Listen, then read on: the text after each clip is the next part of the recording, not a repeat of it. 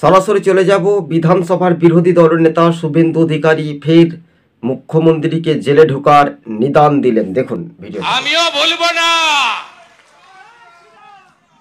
এ রাজ্যে বিজেপি সরকার হলে সন্দেশখালীর ঘটনায় কমিশন বসবে, আর যে মহিলাদের আপনি জেল খাটিয়েছেন মমতা ব্যানার্জি, আপনাকেও এই মহিলাদের মিথ্যা মামলায় জেল খাটানোর জন্য আপনাকেও জেলে পাঠাবে বিজেপি।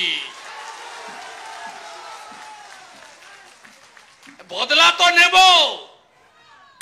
সুদ সহ নেব। আপনারা দেখতে পেলেন সরাসরি দর্শক বন্ধুগণ, টিভি সকাল ইউটিউব চ্যানেল।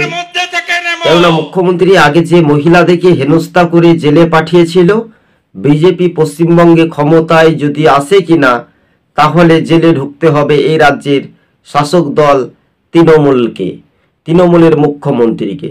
তিনি এবার 2026-এ প্রাক্তন মুখ্যমন্ত্রী করবেন এমনটাই হুঙ্কার।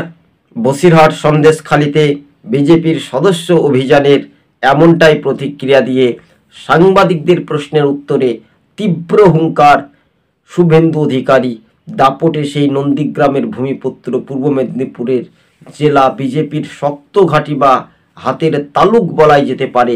আর সেখান থেকেই কিন্তু সদস্য অভিযান, বিজেপির দলীয় কর্মসূচি সেরে ফের শাসক দলের মুখ্যমন্ত্রীকে তীব্র হুঁশিয়ারি। টিভি সকাল ইউটিউব চ্যানেলটি ভালো লাগলে প্রথম থেকে শেষ পর্যন্ত দেখবেন, আর চ্যানেলে নতুন হলে অবশ্যই সাবস্ক্রাইব করে সঙ্গে থাকবেন। বসিরহাট সন্দেশখালীতে পা রেখে ফের মুখ্যমন্ত্রীকে নিশানা বিরোধী দলনেতা শুভেন্দু অধিকারী।